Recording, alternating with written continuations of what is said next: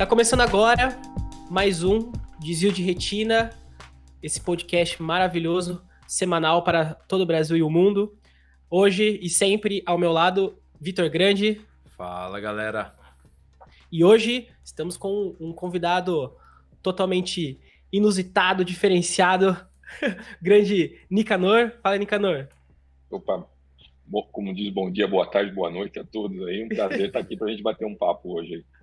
Independente do local que você esteja nos ouvindo. E antes da gente apresentar o Nicanor, bater um papo aqui como de costume, o Vitor tem um recadinho para você, moçada, que está nos ouvindo agora. É isso aí, você que está aí ouvindo a gente, que gosta do nosso trabalho, quer que a gente continue fazendo esse trabalho lindo, maravilhoso, a gente está com uma rede de apoiadores, que é o Apoia-se, apoia-se.com.org, João.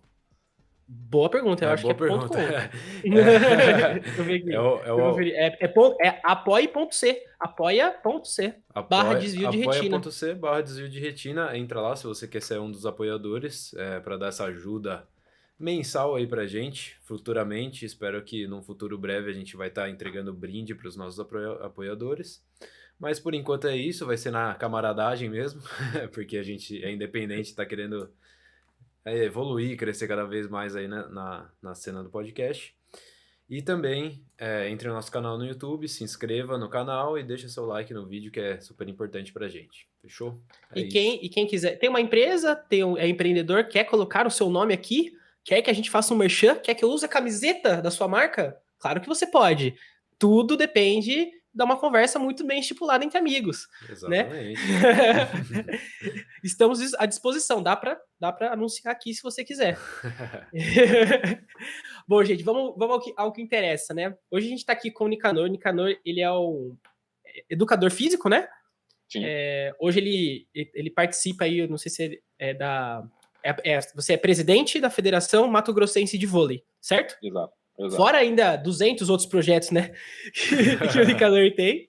Mas eu só queria entender uma dinâmica. Como que funciona esse negócio da federação, Nicanor? Tipo assim, cada estado tem a sua federação e tem a federação maior, como que é?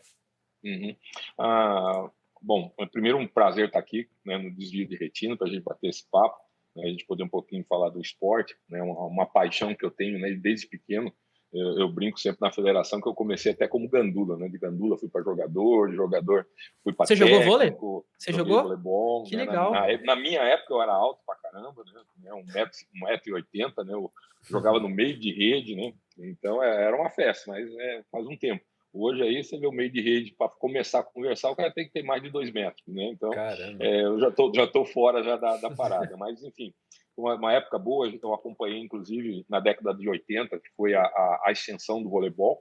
Né? O voleibol, na época, nós éramos entre a quarta, a quinta modalidade esportiva no país, e depois da geração de prata, né, conhecida, né, que é o Renan, o Bernard, o William, Montanaro, né, o Xandó, essa geração, né, que foi conhecida como a geração de prata.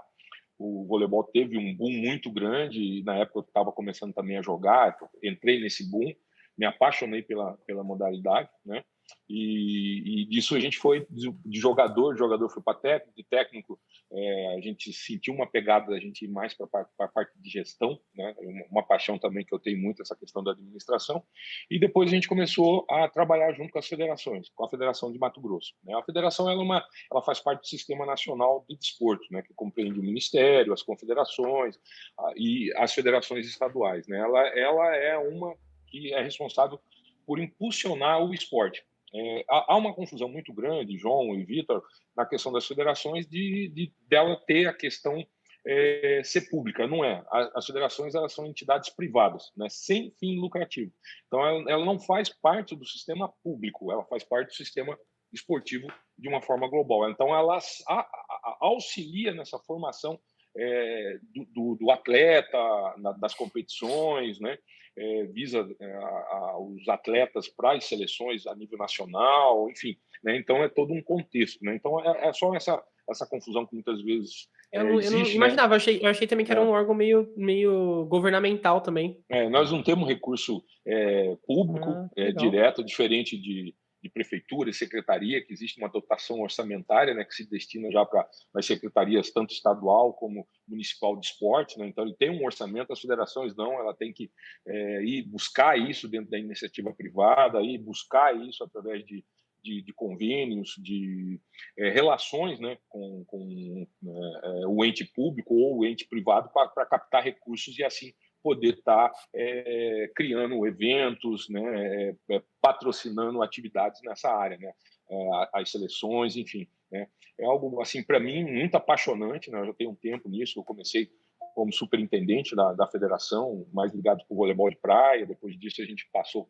também cuidando de seleções e até há uns anos atrás a gente tornar presidente da Federação Mato Grossense de Voleibol. Que bacana, que legal. Que história bem legal. E o vôlei tem sido muito forte no Brasil, né? O voleibol, assim, desde a década de 80, houve todo um trabalho administrativo por trás. Né? Isso que é importante ressaltar. Não é nada por acaso, o João e Vitor. Então, muitas vezes, aconteceu do voleibol. Não aconteceu. Foi todo um trabalho que começou na época do Nussmann, que foi feito lá, né, na década de 80. O Nussmann já com uma visão empresarial, né, sair daquela questão, vamos dizer assim, mais simples, né, com menos preocupações de sustentabilidade, vamos colocar assim, uma visão, passando por uma visão de negócio. Né? Então, o voleibol começou a ter essa preocupação de ser um negócio. E com isso ele começou a ter mais estrutura, mais base para poder crescer.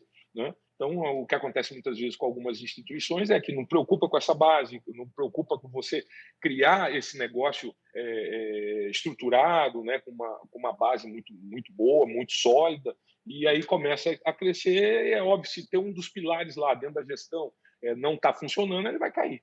Né? Então, o voleibol pegou uma época que o esporte dentro do país também estava desenvolvendo bastante, uma visualização, colheu esses resultados em cima de um trabalho de gestão.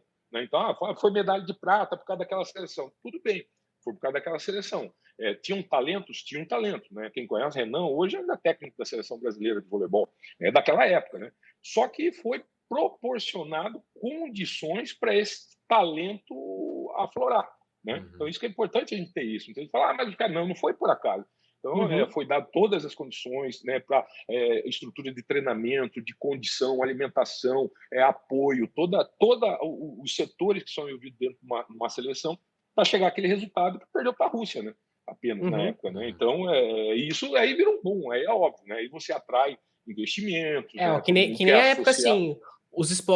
tem alguns esportes que são sazonais no Brasil, por exemplo, o tênis, né, a Fórmula 1, sempre tem um cara que faz um marco e dá um boom, né, no esporte aqui no país. Me fala uma coisa, Nicanor, você acha que essa base, essa construção de base, na minha visão, né, o Brasil é um dos países que mais exporta bons jogadores, né, hoje você vê jogadores aqui na seleção brasileira que estão em vários times pelo mundo e são considerados os melhores, dentre os melhores. O que você acha que se deve? A minha sensação, você pode me falar se eu estiver errado, é que assim, o investimento está longe de ser um investimento alto que é realizado, né, aqui no Brasil. O que você acha que se dá? Você pode também, às vezes a gente não vê, né? Às vezes é investido muita grana, mas a gente não vê. Como que funciona se você tem essa visão? Essa migração, ela é assim, eu vou até usar a mesma expressão que você diz, é meio sazonal. Por quê? Primeiro é o dólar, né, gente? Tá?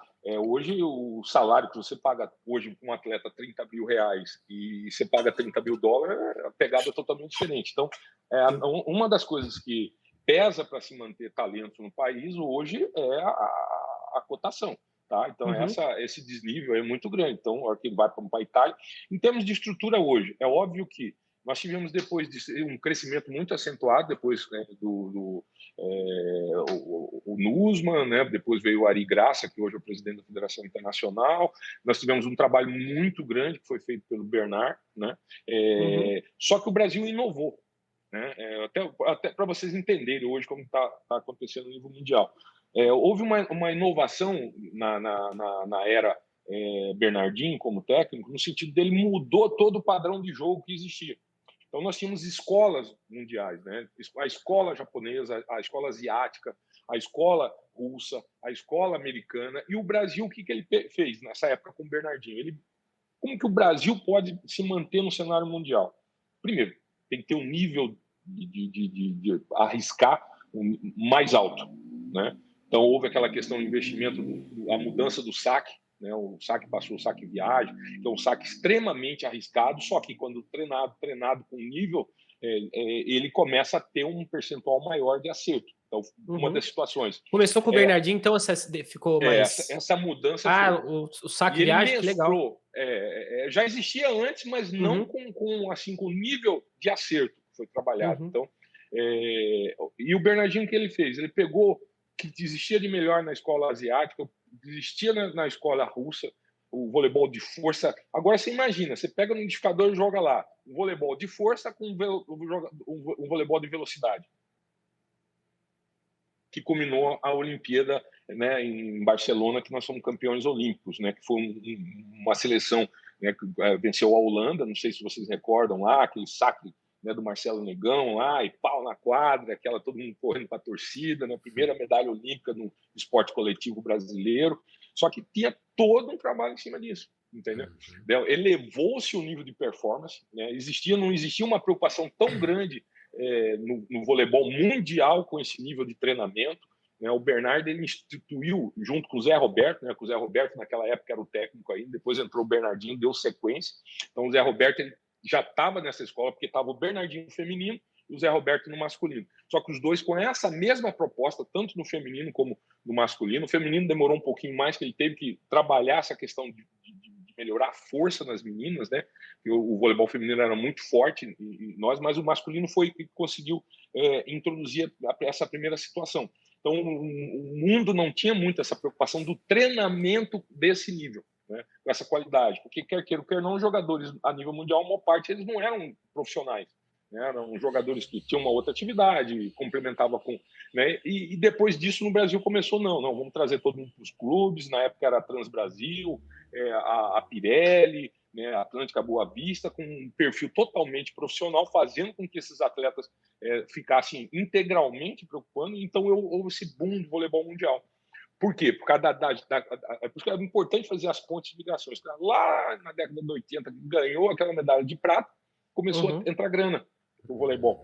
Hoje a empresa patrocina time, né? Coloca nome no time, né? Tem vários, hoje você pega atletas aí que ganham 1 milhão por temporada aqui no Brasil, né? E hoje é totalmente diferente, mas é tudo graças a algo que foi plantado lá atrás, que foi cada vez colhendo em termos de gestão, as equipes com uma administração cada uma mais séria do que outra. Hoje você vê aí o que está lá no voleibol nacional hoje, as estruturas é fantástica, né? O Praia Clube, por exemplo, se vocês conhecem Uberlândia, a estrutura que eles têm lá é fantástica, né? São vários ginásios, é um dos maiores clubes a nível nacional, né? E tem um investimento altíssimo dentro do esporte, não é só o voleibol, né? O voleibol desponta, né? Mas então isso, mas graças à hora que ele percebeu, como existia uma base, existia uma organização, o investimento começou a ser aportado, né? E as empresas começaram a ver, opa, esse negócio está dando retorno, né? Não sei se vocês recordam, o Brasil e Rússia, Maracanãzinha, tinha 90 mil pessoas assistindo, né?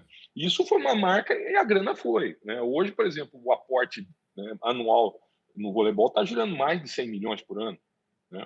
Um ciclo olímpico, a base em torno de 4 anos são 600, 700 milhões em termos de investimento. É muita grana, muita grana para se manter. Só que o que aconteceu? O mundo lá ficou quieto? Não. E eles começaram o Ctrl-C e Ctrl-V no voleibol brasileiro. Só que eles começaram a melhorar isso. Eles estão copiando o nosso self-service, entendeu? Porque o vôlei brasileiro virou um self-service, né? É feijoada, é sushi, é mexicana. Mas, Nicanor, você acha que isso aí se deu porque teve aquele resultado da medalha de prata? Você acha que isso foi o start? Foi. Porque... Na época era o basquete, né? Não sei se vocês recordam. Do Oscar Schmidt, né? Oscar Schmidt? Exato, do Oscar, né? Enfim. Na época, a coqueluche do esporte brasileiro era o basquete, né? Então, um basquete tinha chegado, acho que medalha de bronze, alguma coisa nesse sentido, né? Que tinha tido. Então, nós saímos. Ganhou dos Estados Unidos, né? Eu lembro que o voleibol, nessa época, acho que estava depois da natação, né, e coisa, né, o basquete teve lá o Pan-Americano, lá que venceu os Estados Unidos e tal, então era o basquete. Só que o basquete, o que aconteceu? Ele não se preocupou com essa gestão da forma que o voleibol se preocupou. Então, o Nusman entrou com essa pegada, depois o Ari, né, continuou com essa pegada, hoje tem o Toroca também, com um sistema totalmente profissional de gestão, então existe deslocando, né, o presidente tem um CEO com todos os departamentos, então o presidente ele trabalha como se fosse mais a parte de conselho, vamos colocar dessa forma, e o CEO com todo um aprendizado. Hoje, inclusive, tem a Andréa Beá, que está como a CEO da CBV, então, e as outras federações correram atrás. Né? Hoje, em termos nacional, o que acontece? O voleibol, é óbvio que o futebol está numa outra instância, esquece o futebol, não adianta, não tem comparação com o futebol. Né? O futebol já não, né? Tem Tá... jeito, né? Aqui é já... outro nível totalmente. Não tem como. Então, só que em termos disso, as outras federações estão sempre usando o espelho do voleibol em relação a isso. Né? Então, essa estrutura profissional, por isso que eu estou colocando bem claro, assim, essa base que foi feita no voleibol foi o diferencial, né, que proporcionou todo esse crescimento e a manutenção. Né? Isso aí eu acho muito legal, eu acho que essas coisas deveriam existir em outros esportes também, né? Porque a gente vê no Brasil, infelizmente, a gente não tem investimento em base, assim, muito dificilmente. Agora, provavelmente, ouvindo você falar, eu sei que no vôlei deve ter algum tipo de investimento para base e tudo mais. Mas você vai ver outros esportes, até olímpicos, não tem esse O investimento na atletismo base. mesmo, né? O atletismo mesmo, as pessoas têm que sair daqui para treinar em outro país para ter recurso, para poder. Ou se você treina num Flamengo da vida, né? Num lugar que. Ou não tem muitos lugares, né? Então, mas eu acho legal porque acho que se eles conseguirem, se as pessoas conseguissem criar um sistema de investimento de base, assim como vocês fizeram com o vôlei, quanto que o esporte não ia evoluir aqui no Brasil, né? Ia ser eu acredito assim, vamos colocar assim, um tendão de Aquiles, né?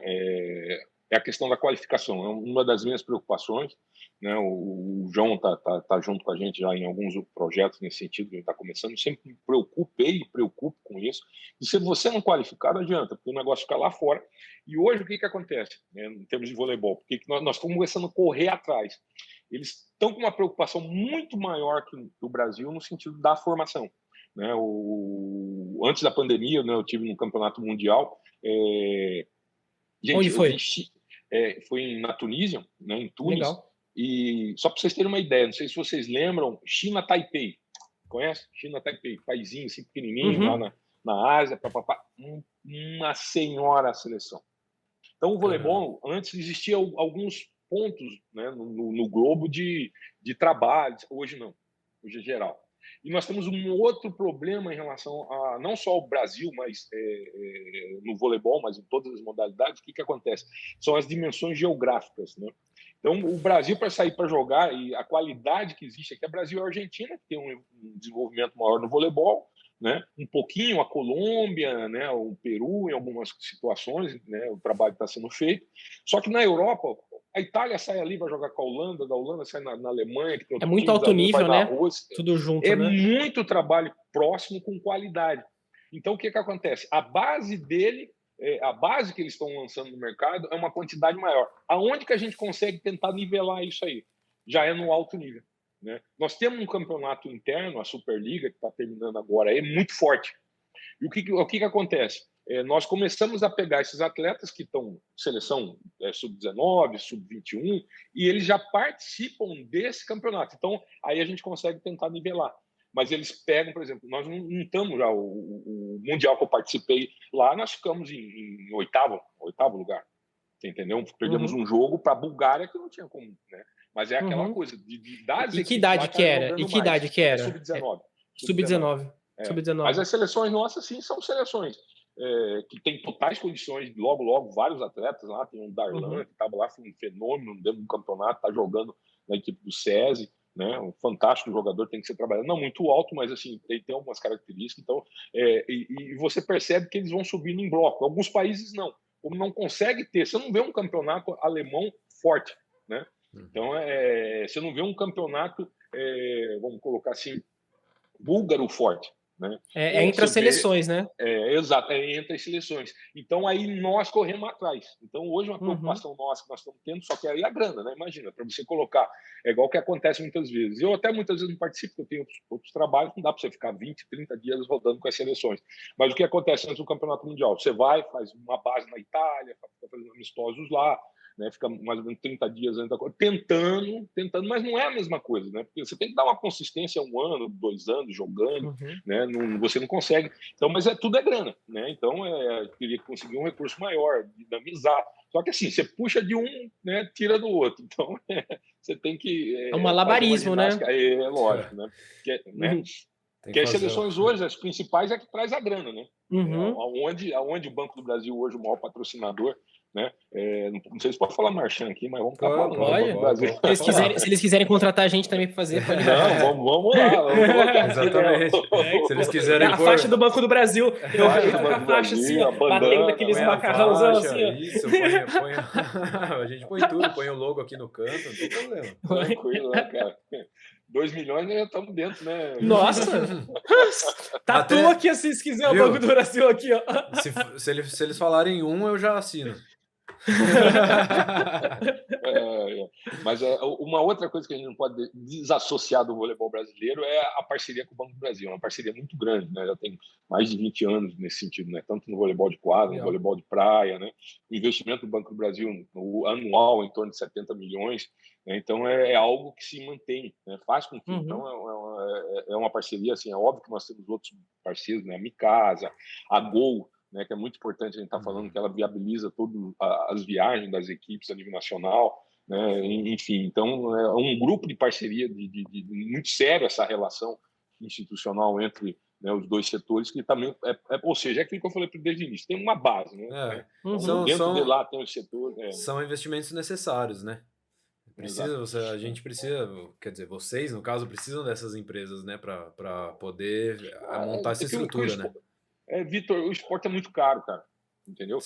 Uma outra coisa que eu não comentei que é importante. Porque não é só jogador, né? Às vezes as pessoas têm ideia que é só jogador, mas não, você tem um fisioterapeuta, o cara que. Putz, cara. O cara que. Imagina quanto custa pra lavar toda aquela roupa. É caro pra caralho. Eu acho que é interessante. O outro pulo que o voleibol teve foi a criação de Saquarema, né, do centro de treinamento. Né? Eu acho que depois de futebol. Só o voleibol também tem, não me recordo agora de cabeça, tem uma outra modalidade. As demais modalidades eles pegam aparelhos públicos, né, e utilizam, mas no voleibol não. Nós temos uma estrutura lá, são 3 ginásios lá, um complexo muito bacana. Depois, se tiver foto aí, se vocês colocarem para o pessoal ver e conhecer. Então, as seleções, por exemplo, segunda-feira, inclusive a bolha hoje da Superliga está sendo realizada lá em Saquarema. Então dá para ficar todas as equipes lá, as 4 equipes participarem todo lá. É igual o João lá. Como eu faço parte do Conselho de Administração da Confederação, eu sei do movimento financeiro. Teve uns 2, 3 anos atrás, a gente trocou todos os equipamentos de máquina de lavar. João. São aquelas extremamente profissional, porque, cara, você imagina, tem período do ano que tem 4, 6 seleções treinando.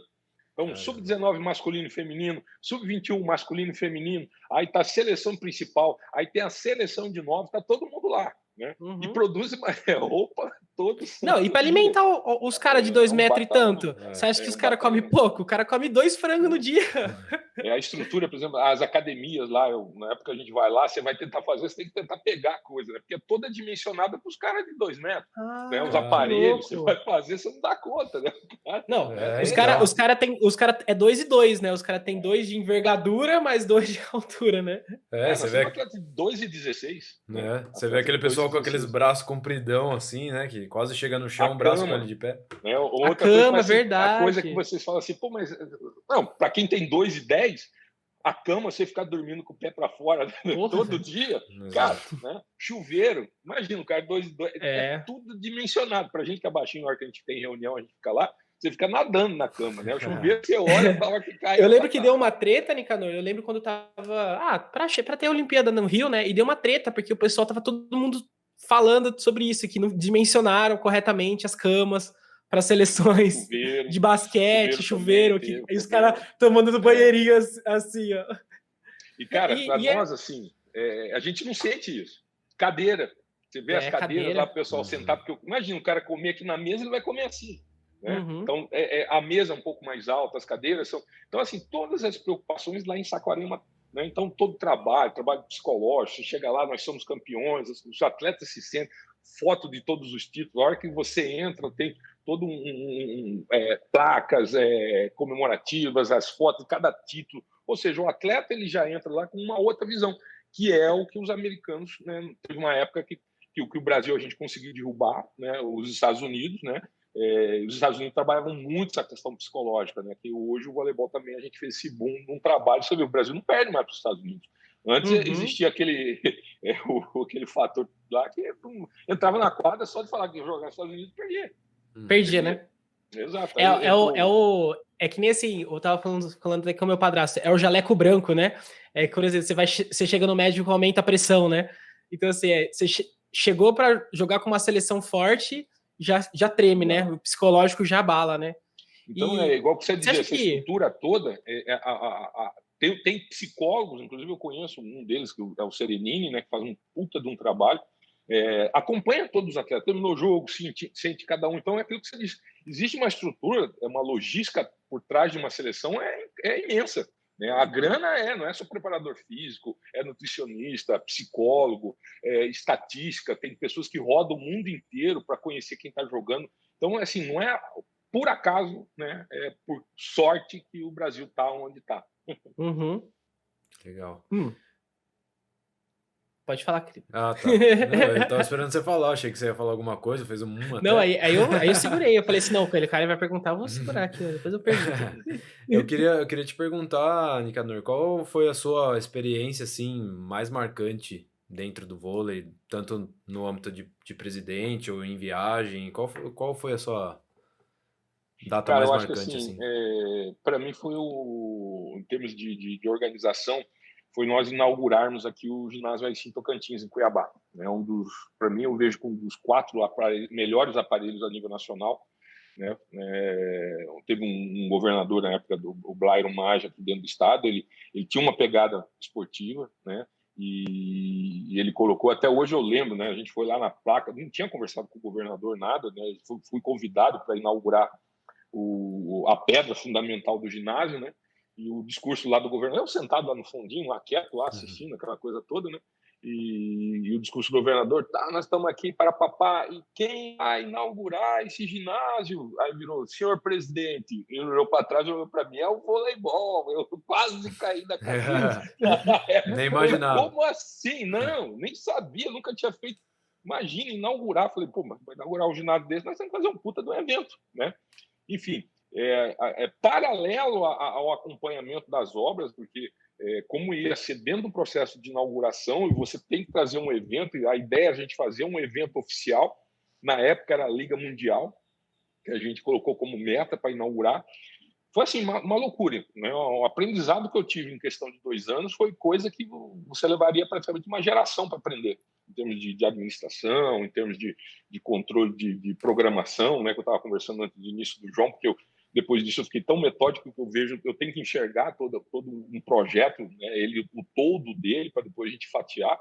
E a gente conseguiu ter um pleno êxito nessa inauguração. A gente inaugurou contra o Brasil e Finlândia, transmitido pela Rede Globo para o mundo todo. Né? O ginásio para 12 mil pessoas, tinha 12 mil pessoas dentro e tinha mais, eu acho que mais 5, 6 tentando entrar. Né? Foram 2 dias de jogo, foi um espetáculo. Né? Depois, se tiver como vocês colocarem a foto aí, né, para o pessoal ver aí a inauguração do ginásio, isso foi algo fantástico. Mundialmente, saiu na capa da revista anual da Federação Internacional, porque ele tem uma plástica muito bonita, né? A visão do ginásio ele é muito bonito, aquele sistema arena, né? Que a pessoa... Então, isso para mim foi um marco, né, em relação disso. Depois disso, eu já fiz hoje mais de 10 eventos internacionais, né? Aqui eu brinco com o pessoal, a única coisa que eu não consegui trazer é a Olimpíada, né? Que foi para o Rio, né? Se tivesse Pan-Americano, Sul-Americano, agora as Ligas das Nações, já veio masculino, já veio feminino. Teve um outro que foi um ápice também, a gente fez 2 jogos, Brasil e Itália, aqui em Cuiabá, um ano antes da Olimpíada, um ano antes não, minto, no ano da Olimpíada eu ainda brinquei com todos que faziam parte, que quiçá 2016, quiçá Brasil e Itália vão fazer a final da Olimpíada, e fizeram. Então, nós que legal. recebemos aqui a final das Olimpíadas do Rio de Janeiro, que o Brasil ganhou da Itália, né? Assim, foi fantástico. Então, a gente tem uma história de vida aí, dentro da parte esportiva, que é algo que eu sou apaixonado, né? E tenho muita felicidade de ter conseguido ter realizado tudo isso. Você estava presente em todos os jogos ou não? Todos os jogos, cara. Todos os jogos. Torcendo, gritando? Gritando. Tem que tá, né? Assim, agora que você entra dentro da parte administrativa, vocês não imaginam um bastidor de um jogo desse transmitido ao vivo com 12 mil pessoas dentro do ginásio, né? A logística, e a gente sempre envolveu, eu nunca deixei lá, não, sempre trazia para dentro da federação. Eu, parceiro da Confederação Brasileira, da Federação Internacional nesses eventos, a gente sempre está junto, né, de pegada mesmo, né, não dissocio do evento, então a gente tem toda uma preocupação. Eu até brinco assim, eu tenho 2 prazeres, um que eu falo, vamos fazer, e o segundo, a hora que acabou. Não, mas evento é sempre assim, quando você está constituindo a ideia, eu já fiz alguns eventos. É lindo, cara, você tá super animado. A hora que acaba, você fala assim, graças a Deus, só daqui tanto tempo, porque eu não aguento, tô cansado, exausto, né? Que o pessoal fica ali, não, Nicanor, que legal, né? Como você falou, com bandana, aquela festa do cara, lá, né? Suando, ligado você suando frio assim, né? Não, que legal, tá legal, né? Com o ponto no ouvido, né? Com o ponto no ouvido, falando com o cara lá. Desesperado, né? E a hora que chega alguém, que geralmente eu fico num ponto lá estratégico, né, parado, né? Geralmente fico na tribuna, porque não adianta, porque imagina um trem, você coloca um trem com 200 vagões. Cara, a hora que esse trem começou a andar, é difícil parar ele. Não tem como você parar ele assim. Você vai parar ele, mas, né? Agora você imagina, né? Algum problema que tem lá 12 mil pessoas lá, ou seja, tem um batalhão de segurança, todo mundo preparado para isso. Então, assim, você fica num estado lá de alerta, né? É óbvio que tem toda uma preparação, N reuniões em tudo que você pode imaginar, né? A gente tem um minuto a minuto dentro desses eventos, então a gente sabe o que vai acontecer a 15 minutos e 30 segundos de começar o jogo, a 10 minutos a gente sabe o que o árbitro vai fazer, o que o cara da técnica vai fazer, o cara da iluminação, a hora que entra... Tem um roteiro, tudo certo. Tem um roteiro em relação a isso. A gente sabe tudo que é algo assim muito estudado. Só que, cara, a coisa ao vivo é imprevisto. Dá pau, né? Quem sabe faz ao vivo, né? Eu tive problema de o jogo transmitido ao vivo, o gerador, o quadro de luz pegando fogo lá. Nós tivemos que arrumar ar-condicionado. Tipo internet, você precisa estar com internet com um link dedicado ali, né? Você tem que estar com um link direto dedicado ali, né? A empresa que a gente trabalha aqui, a Titânia, vamos lá, mais marchando. Nossa, sim. Patrocina nós. Ela, por exemplo, ela faz um trabalho lá que é incrível em relação a isso. Inclusive, a gente teve o último aqui de 2019 que nós realizamos, foi o melhor acesso de internet de todos os eventos a nível nacional, entendeu? Os caras da Federação Internacional estavam malucos, porque a gente monta uma... Então, assim, não é simplesmente entregar, João e Vitor, né? Eu sempre coloco o pessoal, entregar com qualidade. E eu gosto sempre de entregar um pouco a mais do que a gente tinha combinado, tá? Para você ter essa seriedade, esse compromisso. Então, a relação que eu tenho com o ente público, no sentido da gente, a hora que a gente pleiteia um evento, é muito tranquilo, não tem discussão se isso vai dar certo ou não vai dar certo. A briga geralmente é a grana mesmo, se vai isso, eu dou conta até aqui, enfim, esse tipo de negociação. Então, é algo que a gente... eu prezo muito por isso, né? Eu sou muito feliz em todos esses anos, né? Tudo foi tranquilo, não tivemos nenhum problema. O máximo que eu lembro que aconteceu foi uma senhora que escorregou, caiu, quebrou a perna antes de iniciar o jogo, né? Problemas zeros. Agora tem alguns problemas aqui em Cuiabá, que é a temperatura, né? Só para vocês terem uma ideia. Eu ia falar isso. Eu ia falar que é de propósito que vocês levam o jogo, certeza. Imagina a Finlândia contra o Brasil. Os caras derretem. Os caras perdem, certeza. Não precisa nem entrar.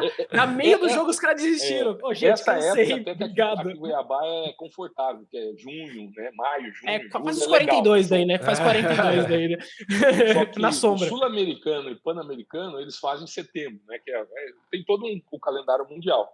Nós fizemos aqui um pan-americano, cara, Brasil e Cuba foi em setembro. A pior época, eu sempre falo para eles, a gente não faz evento aqui nessa época, né? Só que em termos de calendário não tem como você mexer, aquilo lá tá com interesse. Então, vamos pro pau, como diz o outro, né? E final, Brasil e Cuba, se eu não me engano, foi 2011, 2012. 45 graus estava dando dentro do ginásio. as pessoas compravam o copo e tomavam banho, cara. Joga... Perdemos para Cuba, porque Cuba estava até mais adaptado a essa temperatura do que o não. Brasil. Cuba deu risada, Cuba deu 3-2, risada. né? Falou... Foi 3-2, foi um jogo fantástico, mas a temperatura dessa forma. E isso que eu ia perguntar, tem climatizador agora? Vocês pensam em colocar quando tem esse tipo? Então, tem uns climatizadores? teve o problema maior assim é o custo-benefício disso, né? A gente já fez vários projetos de colocar lá, só que como hoje em termos desses eventos, né, de você estar colocando, são muito poucas possibilidades que existem. Ou você vai fazer um show, você não vai conseguir em algumas outras modalidades ter esse atrativo todo que tem no voleibol. Então, como são muito pontuais essas situações, é um investimento muito grande, né, para pouca utilização. Né? Enfim, então a gente já fez alguns projetos. Eu particularmente, eu acho que é muita grana para depois, porque assim é uma preocupação de manutenção, né? O ginásio você tem que estar revisando tudo quando chega nesses eventos, mesmo com tudo que a gente revisa não dá problema, né? Mas você revisa tudo, parte hidráulica, né? Você tem que estar ok com o bombeiro, a parte de energia, então nem se fala, né? Você tem que checar tudo. Eu lembro um evento antes, só para vocês terem uma ideia, porque tem aquela coisa, os malucos de roubar cobre, né? E Nossa. Lá no ginásio tem uns cabos. Não, vocês não acreditam. Nós chegamos um dia lá, vimos só o chinelinho, assim. Nossa. Cara, o cara, por Deus, que sobreviveu. Ele tentou cortar um cabo, era daqueles de alta tensão mesmo, que desce direto mesmo. Né? Caraca. E não morreu. A gente viu não a morreu? serrinha dele, não morreu. Viu a serrinha dele, o chinelinho dele, eu acho que ele levou um susto tão grande. Só foi que embora. Qual foi o problema? Você imagina, um ginásio desse, você não vai ali na vendinha da esquina e você compra a peça. Você tem que mandar fazer. É tudo feito de acordo com a carga. Né? Só para a peça ser produzida, um evento foi quase 40 dias nós esperamos essa peça por causa dessa brincadeira do cara tentar serrar o cabo. Meu Deus do céu. Né? Tem umas histórias assim muito bacanas. Nicanor, como é que funciona o esquema que nem Cuba foi jogar aí, a seleção de Cuba? A gente sabe que sempre teve aquele negócio dos jogadores cubanos não quererem mais ficar em Cuba. Jogadores não, né? Atletas e pessoas em geral. Porque eles não podem sair do país, né? Como é que tem um tratamento diferenciado para esses atletas quando eles vêm para o Brasil? Como é que funciona essa parte? Não, assim, eu lembro, acho que foi inclusive até nesse Pan-Americano, né, que Cuba veio, os Estados Unidos também vieram. Estava uma época, uma tensão danada entre os Estados Unidos e Cuba, né, inclusive naquele período lá, e vieram para cá. Cara, a única coisa que tem, óbvio que a Polícia Federal ela tem os agentes que trabalham, né, ficam infiltrados, a gente não faz algo que fica, vamos dizer, todo mundo, mas é algo muito tranquilo, né? Por exemplo, no caso de Cuba, eles normalmente vem alguém do governo acompanhando também para estar buscando, enfim, eles têm a política deles, né? Como comentei com vocês, não vou entrar no mérito disso daí, mas eles vêm acompanhando em relação a tudo. Então tem 2, 3 funcionários do governo que acompanham eles nessas situações, né? Inclusive eu lembro que na Tunísia também, quando a gente estava no Mundial, Cuba estava lá e tinha, além do técnico e tal, tinha uma pessoa que era específica do governo, né? Porque Cuba, assim, eu já tive visitando lá, né? Estava conversando com vocês, então a gente conhece bastante característica do país, né? E a gente vê em termos das políticas, o Brasil é extremamente capitalista e Cuba ele tem uma outra visão. Né, em relação a isso. Então, existe umas disparidades muito grandes em relação a tudo isso. Né? E, enfim, muitas vezes a cabecinha deles é complicado. Né? Na hora que eles chegam e vê toda uma situação, né, uma facilidade de você poder... De acesso às coisas, né? De acesso, de tudo, é óbvio que, enfim... Né, brilha os olhos, né? Brilha. Uma coisa que, até te perguntar, qual que foi a viagem mais legal, assim, e doida ao mesmo tempo que você já fez? Junto com no esporte, assim. No esporte foi esse último campeonato mundial, né? A gente já teve aqui, já rodei em sul-americano, né? A gente já teve alguns países aqui, Peru, né? Mas essa ida para a Tunísia com uma outra forma, um país, ele não é totalmente fechado, mas ele já tem uma outra rigidez em relação ao que é o Brasil, né? E tinha uma preocupação, né? Tá, todos os países, inclusive os Estados Unidos também. Os Estados Unidos estavam no mesmo hotel que a gente estava, né? Então era aquela questão de você sair só com escolta, o cara com metralhadora, né? A hora que você chegava, os caras olhavam por debaixo do carro, aquela coisa que a gente vê nos filmes, né? Então a gente ficava meio apreensivo, né? e aquela questão toda, né, da religião deles, né, uma das dúvidas que eu sempre tive lá, eu resolvi a diferença que era mesquita e Medina, né, porque você vê tanta mesquita em relação, né, com os símbolos deles, da religião, né, e depois eu consegui descobrir o que era Medina e o que era mesquita, que era uma das coisas que eu sempre falava, trocava tudo. Qual que é a diferença? Eu nem Qual que é a sabia que diferença? existia Medina. Eu só O que é conhecia Medina? O que é Medina? Eu achei que Medina era o surfista. A Medina é o comércio deles, né? Vocês imaginam, é igual, por exemplo, na Tunísia, a maior Medina que tinha lá, ela tinha 4 quilômetros de diâmetro. Caraca! Sei lá, umas 3, 4 mil É a 25 de março dos Não, caras. você coloca umas 25 vezes 25 de março. É tipo um supermercadão. Não, resumo da ópera. Teve um dia que eu perdi dentro dela. Né? Eu tive que usar o celular para onde que eu tô, sair. Imagina, você imagina 4 quilômetros de... vielas e vielas e vielas que eu tive que sair fora dela para poder pegar. Andei pra caramba. A previsão de voo ficou, acho que 2 horas para me sair de lá. Né? Então, a tradição é algo assim muito antigo que eles têm, né? E aí você via aquela coisa, né, cara, desde agora me foge o nome, aquela mulher que tinha todo o rigor, aquela vestida de preto, imagina lá o calor danado, ela toda de preto, só com as telinhas, né? Não é, esqueci, né? Não é bata, é burca, né? Burca, né? Então, desde a burca, lá ainda tem muita transição. Então, tinha desde a burca, do outro lado você vê uma mulher de bermuda, né? Então, existia essas contradições, vamos colocar assim. E a preocupação de proteção, né? Tudo quanto é lugar. Tinha dia você ia no ginásio, tinha muito mais militares do que atleta e torcedor lá dentro, com essa preocupação, né? Então, aí você via. É um país assim que não é igual ao nosso, né? Com essa preocupação de sair. Agora, com a pandemia, mudou tudo, né? Mas não tem a bebida, né? Eu lembro um dia que eu estava saindo no mercado, saiu o pessoal assistindo futebol, né? Aqui tá todo mundo já tomando cachaça, aquela coisa. Enchendo a cara, né? Os caras no café e no chá. Nossa. Todo mundo Mas em Dubai também é assim, né? Em Dubai também é assim. Só pode beber nos hotéis, né? Lá, inclusive, é mais rígido, né? Por exemplo, é mais rígido. É mais rígido. Esse ano, o Mundial é no Irã. Então, até a projeção da gente tá indo, acompanhando a seleção lá, é muito mais rígido. Né? Inclusive, a gente já recebeu algumas orientações, no sentido, por exemplo, você não pode usar bermuda. Né? A gente vai ter que estar andando só dentro do ginásio, lá, bermuda. Né? O uso de consumo alcoólico é totalmente proibido, você não acha, entendeu? Em relação a isso, tem várias preocupações em relação a não pode usar manga, sem manga e tal, né? Não, mas tá vendo? Por isso que os caras fazem guerra lá. Por isso que os caras fazem guerra. Não pode tomar uma, não pode andar de bermuda, não pode fazer nada no lugar. Uma das coisas que eu percebi, eu estava conversando com um taxista, era o mó barato. Eu entendo bem inglês, falo um pouco menos, né? Só que, por exemplo, na Tunísia, lá, inglês é muito pouco. Lá é francês e o árabe, né? Então era muito legal, né? Imagina você conversando com celular, o cara falando em árabe, eu entendendo em francês, em inglês. Mas o que você percebe lá? Eles são muito sérios, extremamente sérios em relação à religião. Entendeu? Eles não aceitam brincadeira, é uma cultura diferente da nossa. Então, nós estamos aqui brincando e tal. Não, você entrou em religião lá, você tem que tomar muito cuidado, como você vai falar. Né? Que eles são muito sérios, muito rígidos em relação a isso. Então, é uma cultura diferente da nossa. Então, é até difícil a gente entender essa questão de briga, da forma que eles agem. Muito diferente, né? É muito diferente mesmo.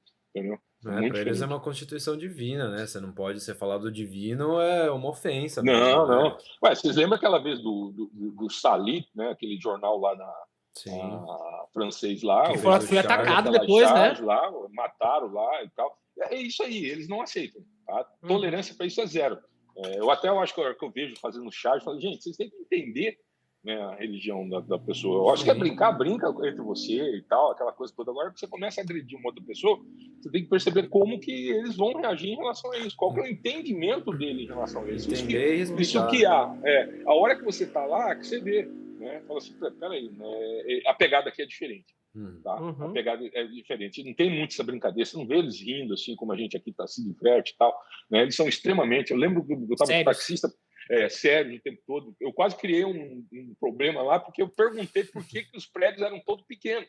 Falei assim, a minha ideia foi, imaginando, que a cidade que aqui a gente tem aqueles prédios altíssimos, né? E falei, tem algum problema no solo? Gente, eles entenderam aquilo como uma agressão. Não, nosso solo só melhor, nós temos produção, que não sei o quê. Aí eu falei, calma lá, cara. Eu fui falar, não é, se tem. Eu fui conversar mais. Ele falou, não, se o solo é mole. Às vezes é fofo, né? Às vezes é É, fofo. exato. Não, o cara foi assim, eu falei, gente do céu. Aí depois que ele foi entender, né? Eles são muito literal, né? Os caras são muito literal, né?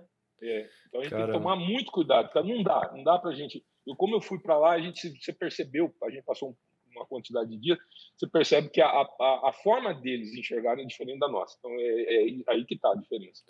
E você acha que essa foi uma das viagens mais legais que você fez, assim, culturalmente falando? Fora do esporte, não tem, foi Cuba. Cara, Cuba passei duas vezes, esteve lá. Quem não conhece aquela ilha, algo assim interessante. Você tem que ir com outros olhos. Né? Igual eu estava dizendo, quando a gente sai um pouco dessa cultura, eu vou ali para a Europa, tal, vai para os Estados Unidos, a hora que você vai para um país, por exemplo, igual o Irã, vai para a Tunísia, vai para Cuba, ou mesmo alguns países asiáticos, né? Você tem que ir com outros olhos. Então, a hora que Cuba é muito exótica, cara. Você vê cidades lá que pararam no tempo, né, em relação até toda a cultura que tem, e isso dá até um negócio muito esquisito na cabeça da gente. Parece que você tá num filme, alguma coisa assim? Não, você voltou no tempo, cara. Você voltou no tempo. Né? A hora que você tá andando, você olha para um carro da década de 40. Mais um carro? Não. Todos os carros que estão na sua volta da década de 40. Você olha para os prédios, né? Aquele desenho, aquela pintura. Né? Você vai na televisão, que eles têm a televisão deles é mais simples, é mais coisa. Né? Você vai nos hotéis, né? Até por conta de pouco investimento, de pouca grana aqui. Então, são coisas que são mantidas da década de 40, da década de 50. Celular, então, você quase não vê. Não, na primeira viagem, a gente teve uma vez em Santiago de Cuba, porque fica 100 quilômetros, 100 e pouco quilômetros ali da Flórida. A gente, acho que bateu, sei lá, a gente até brincava. Acho que é um vento que está vindo de lá, trouxe sinal de Wi-Fi. A gente conseguia conversar com a família, mandar mensagem. Na segunda viagem, não. Hoje eu acredito que já está bem melhor. A gente foi lá a primeira vez, foi em 2010, 2011, né? E ainda estava assim, muito intenso, estava começando a ter uma. Então, assim, foi muito exótico em relação a isso, as nossas realidades, né? Não a realidade deles, né? Por exemplo, restaurantes lá, eles copiaram uma novela antiga aqui que existia, um restaurante chamava Paladar. Aí na ilha toda tinha um tal do Paladar, que era... imagina, você tem sua casa, a sala da sua casa vira um micro restaurante com 2, 3 mesas, né? Então era a forma que a gente conseguia comer lá rodando dentro da ilha. Óbvio que é diferente de Havana, né? A Havana tem os setores lá turísticos, né? Varadeiro, né? Que é famosíssimo em relação. Então tem toda uma estrutura diferenciada, mas a hora que você entra para o interior muito impressionante. Né? É o real, né? Se você quer conhecer. É o que dizem, né? Se você quer conhecer um país de verdade, você não pode ficar num lugar. Tipo assim, imagina, você não vai conhecer o Brasil se você ficar em São Paulo. Você não vai conhecer o Brasil de verdade. Se você ficar em São Morumbi, Paulo. Né? São Paulo e no Morumbi ainda. Vou lá no Leblon, lá em Ipanema. Você não vai conhecer, não é o Brasil de verdade, né? Não. Então, assim, quando você vai nesses países, eu acho que é legal isso. Até uma amiga tava conversando com ela, e ela tava contando que ela foi pra Itália, né? E ela fez uma viagem bem pro interior. E falou, tipo assim, é outro país, outra realidade. Você conhece realmente a pessoa como ela é, né? A Itália, eu tive até uma época que a gente pegou lá o Treno da Itália, né? Que saímos fazendo aquela parte que saímos de Roma, fomos até Veneza. Algo assim, é lindíssimo, né? É uma outra característica, né? Sim, completamente, né? Completamente. Uma coisa que eu gostaria de fazer, que é muito legal ver esses dias, é um trem que passa pela Rússia. Vocês já viram? Vai até a China. É um negócio de louco. Eu também não imaginava. Não sei quantos dias, até a China, cara, até ali, sabe, bem na divisa, ali com a China e a Rússia, vai até ali, cara, pega, acho que, não sei se é Noruega, Finlândia, vai embora, passa por boa parte da Rússia, é bem, bem legal. O pessoal tava falando isso, é um dos trens mais famosos, é caro, é um trem, assim, 5 estrelas o lugar, tipo assim, o trem é lindo por dentro. Super caro pra você fazer, mas falam que vale muito a pena. Tem um negócio maluco mesmo. Né? Acho que toda viagem vale a pena, né? Ainda mais quando você vai conhecer outra cultura totalmente diferente, é uma experiência, assim, única, que você nunca mais... Ou pode ser que tenha, mas talvez você nunca mais tenha na sua vida, né? Vitor, eu sou o cara assim mais suspeito que você pode imaginar em termos de viagem. Então, o pessoal fala aqui que eu tenho uma mochila já nas costas. Né? Então, Qualquer coisa, viu um feriadinho ali e falou assim, tchau, nossa, gente, cara. valeu. Ah, Eu muito aqui bom, né? eu já de Cuiabá, assim, já fiz viagem de carro que ninguém acredita. Já fui de Cuiabá a Porto Alegre, já fui de Cuiabá. Mas você sabia que o amigo meu, ele é de Cuiabá, né? E ele falou que a galera do Mato Grosso tem essa tendência de viajar muito, não é verdade? É porque o estado é grande, né, cara? Você vê aqui, a gente tem filiados da federação que fica 800 quilômetros, né? Nós temos, por exemplo, no Mato Grosso, eu coloco ele num quadrado, bem no meio dele tem o Xingu. Então você não consegue estar atravessando. Óbvio que está tendo uma política lá, porque é toda uma reserva indígena muito grande, talvez uma das maiores do mundo, que existe o Parque do Xingu, né? E isso ali faz com que a gente tenha que ficar contornando. Então, se você contornar, sair aqui do norte, Alta Floresta, e for até Água Boa, São Félix do Araguaia, você vai rodar 1.400 quilômetros dentro do estado. Você entendeu? Nossa, Dentro do estado. Como daqui de São Paulo ao Uruguai, se for ver. 1.400 Não, quilômetros. é uma loucura. Você não imagina. Para mim chegar aqui de Cuiabá, que fica bem já no sul, para mim chegar na divisa com o Mato Grosso do Sul, dá 200, quase 300 quilômetros. Caramba.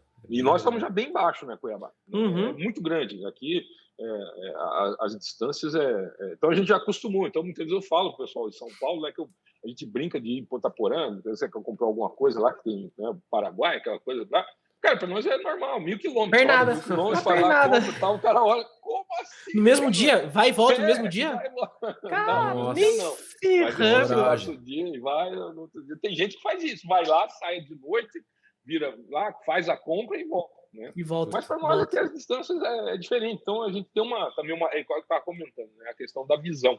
A visão é outra, né, cara? A visão é outra. Total. A mesma coisa você vai para a Europa ali, se em uma hora você está em outro país, outra cultura, não, totalmente muda, tudo cara. diferente. Se pegar ali Portugal, Espanha e França, você faz, cara, praticamente num dia você sai de Portugal, tá lá na França, cara. Exatamente. É bem diferente. Até falaram para mim, Nicanor, que o Cicobi, né, agora virou vamos dizer assim, como se fosse a capital do norte, né? Porque é uma cidade grande que nem Cuiabá e expandiram muito ela para isso, né? Porque por causa dessas distâncias, né? Mas para ter uma outra cidade grande no estado, né?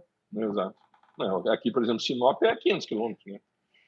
Você faz aqui, muitas vezes reunião, eu vou de avião, né? Para lá, porque você pegar, o que aqui é muito movimentado por conta do agronegócio, o estado, né? Muito caminhão aqui. Os caminhões aqui são aqueles caminhões gigantescos, né? 3 milhões que eles fazem. Né? Você precisa ultrapassar deles, você demora 3 minutos, né? Você passa, olha, o caminhão tá vindo ainda, né? Nossa. Então, até fica mais confortável você fazer o aéreo, né? Por conta com certeza. Né? Tem época do ano aqui que é uma loucura. Você vê, assim... Cara, eu já peguei, assim, 10 quilômetros de um caminhão atrás do outro. 10 quilômetros. Nossa. Cara, e é pista única, é tudo pista única aí.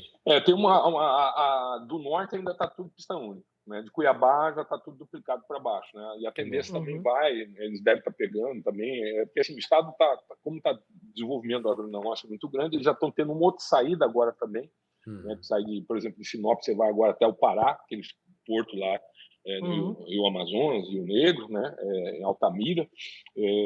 Agora também, o ano que vem já começa também a intensificar também, são 2 estradas de ferro que vão estar vindo para cá para poder desovar. Porque, cara, vocês não fazem ideia, eu só vindo aqui, eu conto e ninguém acredita em relação ao que é o agronegócio. Esse pessoal, eu sei que os caras têm dinheiro infinito, né? E os caras eles pensam em investir alguma coisa na questão do esporte, essessas coisas aí? Vocês têm um incentivo desse pessoal ou, tipo assim, os caras não ligam muito, não?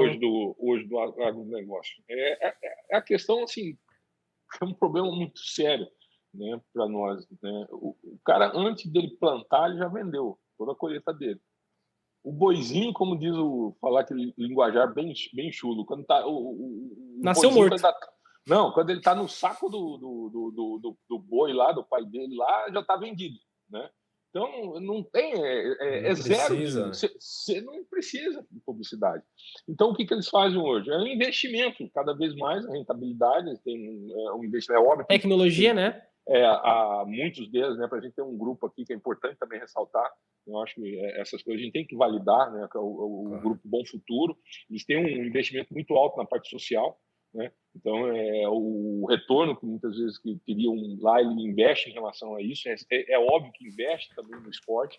É óbvio que, assim, o cara gosta de um certo esporte, ele vai investir naquilo que ele tem uma visão, uma proximidade. Então, tem também, tem alguns grupos que eles estão fazendo isso, tanto a área social, né, como também já em algumas equipes, né? O futebol nosso aqui tem algum investimento, né? Hoje está o Cuiabá, né, subiu para a Série A, também, né, muitas vezes, mas por acaso, não foi por acaso, é um trabalho muito sério, né, que é feito pela família Débora aqui de Mato Grosso. Eles têm uma visão totalmente empresarial dentro da equipe, né? Então, isso foi anos a anos, eles construíram devagarzinho, né, muito sólido, e também tem alguma ajuda em relação a isso, né? Então, eles investem, mas assim, hoje, para você ter uma rentabilidade e fazer uma competição, porque o Mato Grosso compete com quem? Compete com os Estados Unidos, né? Então, a soja nossa aqui, é óbvio que agora, com essa questão da alta do dólar, nós estamos matando eles lá, né? E aqui a nossa soja está muito mais... barato, soja, né? É muito mais barato, né? Só que, assim, barato é o soja em relação, mas se você for colocar os defensivos, da onde que vem, né? São importados. O maquinário, uma parte é importado. Então, assim, né? Por um lado vai, por outro lado... Então, e hoje, para você ter um nível de produtividade competitivo a nível mundial, cara, os caras têm drone para fazer isso. Eu fiquei sabendo que de última geração. O agronegócio é o setor brasileiro que mais investe em tecnologia, em pesquisa e avanço tecnológico. Porque assim, não tem como se agregar mais valor na soja. Não tem como se agregar mais valor no boi. Você vai agregar na tecnologia para melhorar a produção, né? Claro. Para nós aqui, assim, a gente já conhece, mas de repente até o teu público não está vendo lá. Hoje, esses drones, só para vocês terem uma ideia, ele pega uma área, ele mapeia essa área, ele sabe quanto em cada metro quadrado vai de correção, com defensivo, com insumos. Aqui vai mais, aqui vai menos, aqui necessita isso. Uma outra pegada, incidência de sol. Vocês não acreditam nisso? Depende se está mais assim, menos assim, aonde que você pode plantar mais, onde você vai colher mais. Eles chegaram ao nível de detalhamento para você ter é muito alto. Então, como você comentou, aí a tecnologia, o batalhão. Hoje você não vê muita gente no campo. Você vai lá e fala assim, agora você não vê, você vê uma colheitadeira aqui, outra lá. Inclusive, as colheitadeiras você pode programar. Entendeu? O cara senta lá só para, como disse, não vai aparecer um tatu, uma ema ou algum bicho na frente, porque ela faz tudo sozinha. Elas são programadas pelo satélite, então é satélite que cuida elas, ela tem um sistema de GPS. Então, caraca, você vê, é uma loucura. É porque é muito grande, né, Nicanor? Eu sei que é terra que você cansa de ver. Você pega o carro e anda horas e horas e não passa a fazenda do cara, né? Mas assim, igual o pessoal fala também, né? Mas e o desmatamento? Cara, as reservas têm que existir, né? Eles se preocupam muito aqui dentro do estado. É um ledo engano, é uma política muitas vezes que não está muito correta, né? Eu acho que teria que estar vindo aqui para vocês verem a questão. O Mato Grosso, inclusive, é um dos estados que mais preserva. Só para vocês terem a reserva do Xingu em relação a isso é intocada, cara. É imensa. O negócio mais, eu acho que é no Pará, né, cara? Eu sei que no Pará ali o pessoal desmata Tocantins, Pará ali, o pessoal... Sempre vai ter, cara. Isso aí no mundo todo, né? É igual lá dos Estados Unidos. Se vocês conhecem lá, eu já fiz viagem de Chicago a Las Vegas, você não vê nada, cara. Você não vê um pau. Os caras já tiraram tudo, né? Já foi, né? Europa. Então, né? O que hoje... Outra coisa, o cara replanta também. Né? Hoje o Brasil, onde necessita, é igual papel nosso. Não existe mais papel de madeira, tudo é um negócio a nível mundial. O Brasil, inclusive, é um dos países, se vocês não conhecem, que mais tem plantação, árvores, vamos colocar assim, de replantio no mundo, a nível mundial. Né? Legal. Eu sei que esse dia eu estava vendo até uma reportagem com essa questão do aumento da demanda do papel, esse papel rugoso, né, para embalar essas coisas todas. O Brasil é um dos poucos países que está dando conta de manter isso a nível mundial. O pessoal está importando, está uma brigaiada, né, segurando para cá, porque o mundo inteiro está precisando disso, e o Brasil ele tem essa questão. Então é importante a gente ver esse outro lado. Né? Com certeza. Nicanor, voltando para a seleção, você acha que o Bernardinho foi o melhor técnico da seleção? É assim, Vitor, eu não vejo muito essa questão de melhor, menor, não. É óbvio que a pegada, o Bernardo, ele fez história, tá? Conheço ele particularmente, é uma pessoa assim... Nossa, ele tem cara de ser 200 por hora, né? Cara, de evento ele nem dorme. Nem dorme. Acorda 2, eu tenho o pessoal que trabalha então, com a gente, falava... Pilhado, né? desce estudando. Então, assim, o nível dele em relação aos outros é muito acima. A pegada dele é muito acima. A seriedade o nível de resultado que ele Profissionalismo, impõe, né? eu não digo só profissionalismo, para resultado que ele impõe para ele, para o grupo, é muito alto. O fechar. Então, ele marcou uma. Eu lembro que eu falei para você, o Zé Roberto pegou o clube, né? O Zé Roberto conseguiu a primeira medalha olímpica, né? Lá em Barcelona, e depois disso foi a geração Bernard para o masculino. O Bernard estava no feminino e pegou. E ele pegou toda uma estrutura que já existia do Zé Roberto, já desde lá a geração que foi construída, e ele implementou aquilo. Então, ele pegou o que já existia e implementou. Um sistema de jogo mais audacioso, um sistema de jogo mais arriscado, né? Ele chegava no nível de mais. E para você reduzir o número de erro nesse sistema de jogo muito arriscado, o que precisa? Treinamento. Treinamento, treinamento. Então, ele implementou assim uma carga de treinamento, um nível de excelência no treinamento muito alto, nunca realizado antes. Então, pegou um grupo que aceitou, né, um grupo que comprou essa ideia também com ele, né, e aí conseguiu todos aqueles resultados, né, Liga Mundial, novamente campeão olímpico, todos os resultados que ele veio conquistando. Mas, assim, cara, para trabalhar com ele, você tem que estar num outro nível, né? No Você outro tem que estar nível. O nível disposto, né? Chegar no. o nível da exigência que ele colocou, inclusive chegou também num ponto que, assim, os atletas, né, eu acho que cansou um pouquinho desse nível e houve a questão da mudança até para você colocar uma outra forma de trabalhar, né? Porque eu sempre coloco assim, na vida da gente são ciclos, Sim. né? Alguns ciclos são mais amplos, outros são mais restritos, mas tem um ciclo. A hora que encerra esse ciclo é a hora de você implementar de uma outra forma. De outra Não forma, é né? questão de se ele ficou bom ou ficou ruim, não. Terminou o ciclo, a era Bernard, agora a era Renan. Pode perceber também, o Renan também colhendo resultados, né? Resultados excelentes. É no longo prazo, né? Não dá pra gente acreditar num trabalho de técnico a curto prazo, que nem, por exemplo, o futebol brasileiro aqui. Os caras viajam na maionese, mas é muito do que você falou também, Nicanor. Eu volto na questão do profissionalismo, entendeu? Eu acho que aqui falta escola para você preparar um técnico, por exemplo, preparar árbitro. Aqui a gente hoje a gente não tem uma escola, um lugar específico para esse tipo de coisa, entendeu? Para o cara treinar, ele precisa ficar tipo assim indo para outro país, fazendo. Eu sei que por exemplo, muita gente vai fazer isso, né? Eles vão fazer uma escola com outro técnico em outro país, acompanhar o técnico, tudo para aprender, né? Mas não tem um profissionalismo dessa profissão, né? Assim, o que acontece? Em alguns esportes, você não vai ter um nível, vamos dizer assim, suficiente para você estar qualificando um árbitro, vamos colocar dessa forma, como você colocou, um árbitro a nível mundial. Mas, assim, todas as confederações ela têm escola de formação. Por exemplo, vou citar mais específica do voleibol, tanto de técnico como também de árbitro. Por exemplo, no caso do voleibol, nós temos a Cobrave. A Cobrave ela é responsável pela formação dos árbitros. Então, tem todo o procedimento em relação a cursos, né, de como vai sistematizar. Agora, é diferente você ver o nível de um árbitro aqui de Mato Grosso com o nível de um árbitro de São Paulo. Por quê? É igual aquela coisa do feijão. Se você colocar o feijão e não pôr pressão nele, você vai ficar 2 dias, 3 dias, ele não vai cozinhar.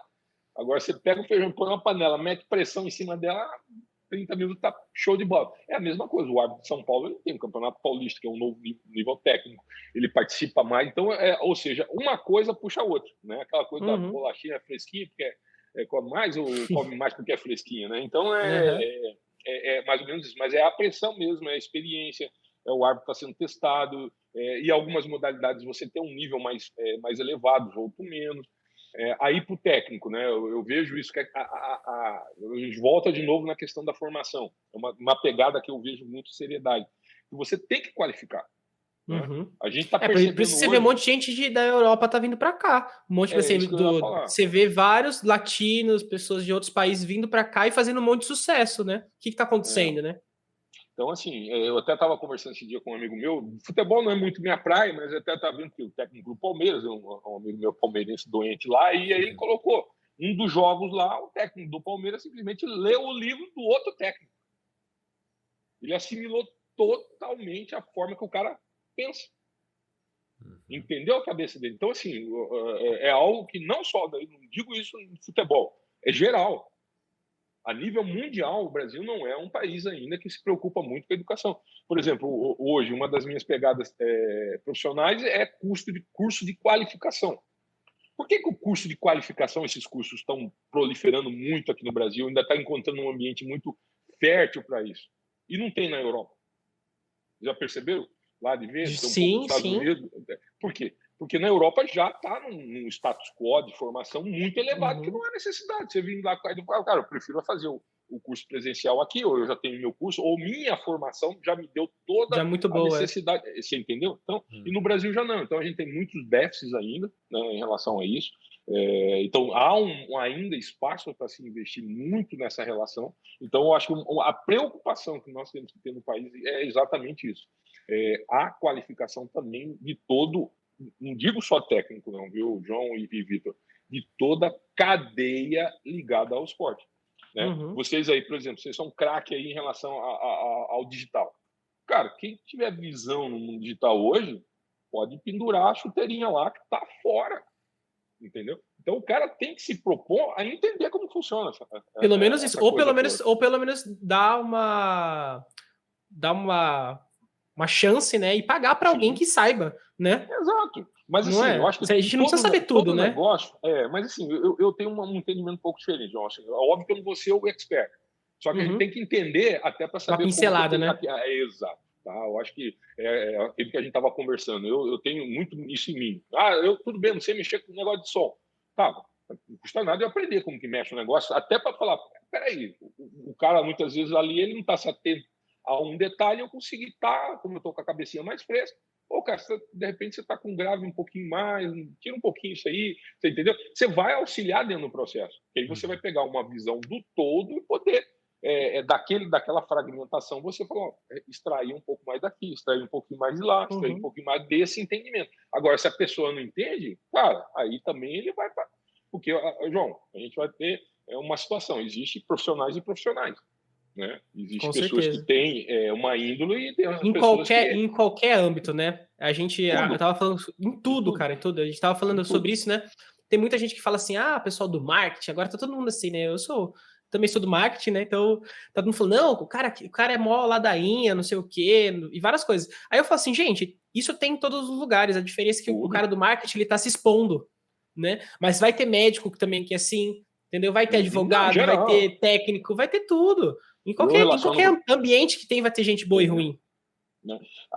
Mas é aí que eu volto de novo naquilo que eu falei. Se você tem um entendimento do fragmentado, né, que seja um pouco, você consegue ter um juízo de ideia, de valor em relação àquilo.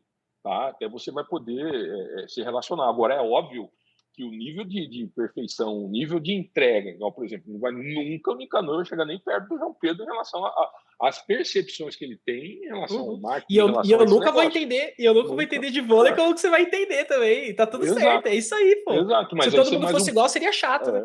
Mas esse pouco dessa relação, até para você. Por que é o importante que eu vejo também desse pouco? Até para você ver as coisas do voleibol, você jogar dentro do teu marketing, você vai ter que ter uma visão dentro do voleibol. Peraí, mas isso aqui eu consigo mais, para papá, eu consigo menos, entendeu? A importância desse... Cara, hoje o mundo é globalizado. Esquece, cara. Esquece. Hoje você tem interação. Né? Eu vejo aqui, eu tô com 53 anos. Cara, durante essa pandemia eu tive que me redesenhar. Minha filha foi dando aula, pai, aperta isso aqui no Instagram, pai, não sei o quê e tal. Né? Quem topou nisso, porque, cara, é um parto, João. Claro. Vocês são de uma outra geração. Vocês já vieram com essa pegada digital. Eu brinco, eu falo assim, gente, eu sou do tempo da televisão preto e branco, que você colocava uma plaquinha colorida na frente para falar televisão, Bombril para melhorar a antena, você entendeu? Telefone discado, internet fazia aquele barulho todo, você ficava isso eu lembro.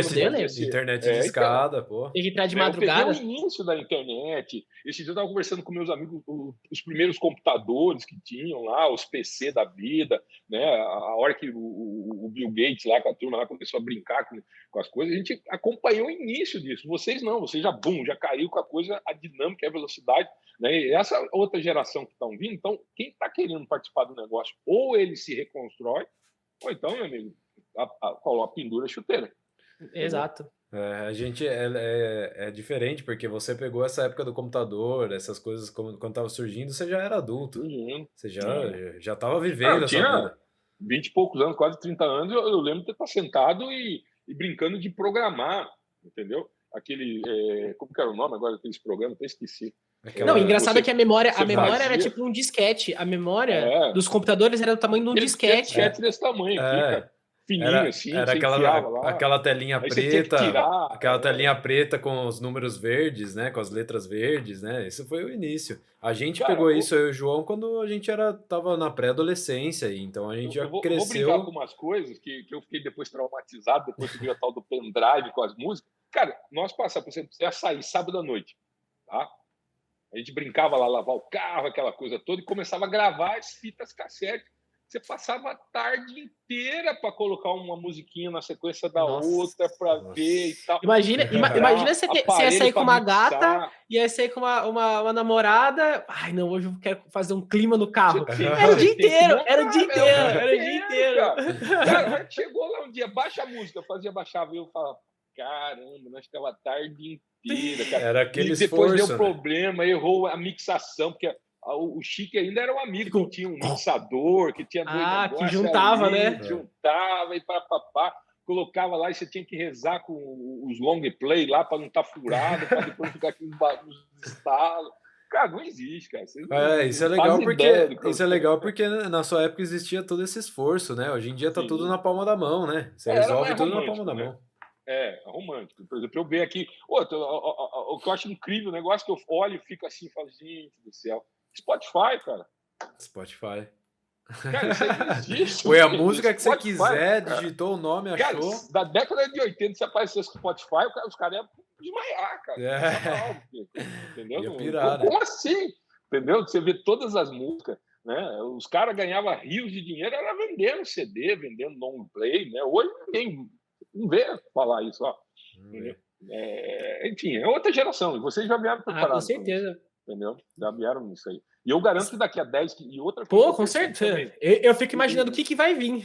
exato. E outra coisa que eu tô percebendo, questão de tecnologia, o que demorava 5 anos, hoje está demorando 2. Daqui para frente, cara, 4, 5 Vai meses vai avançar estar muito. reeditando É. tudo, Vai cara. avançar Vai muito. estar reeditando tudo. Eu tenho até um pouco de medo, sabe, Nicanor? Até um debate que eu acho que é interessante a gente ter, né? Sobre qual que é o malefício, né? Dessas crianças serem, desde da infância, serem colocadas em tela. Eu fico até conversando com a minha namorada, né? A gente pensa futuramente ter filho, né? Essas coisas, casar. Eu tava falando sobre isso, eu falei assim, meu, tipo, tem que evitar ao máximo colocar a criança na tela, sabe? Porque realmente isso afeta no Totalmente. processo cognitivo, que é muito louco, né? Mas Então a gente tá criando um monte de gente.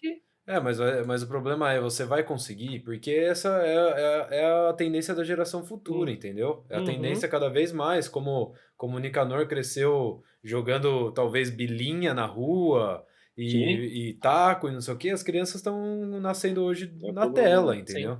E vai ser muito difícil interromper essa tendência. Vai. Claro que a nossa geração ainda vai tentar conseguir segurar um pouco, mas as próximas que vão vir, as próximas não vão conseguir, né?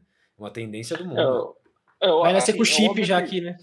É óbvio que a gente percebe, assim, mudando um pouquinho da pegada nossa, indo para mais essa questão comportamental, colocar mas assim, aqui é assim, Nicanor. A gente tá aqui falando do vôlei, já a gente tá falando de Marte, religião. O negócio é papo de bar, já vou pegar uma aqui também. Um bate-papo legal. Mas a gente percebe, por exemplo, nessa questão das soft skills, das habilidades comportamentais, né? A gente percebe que também está tendo uma mudança, né? Hoje uma tendência muito grande para depressão, né?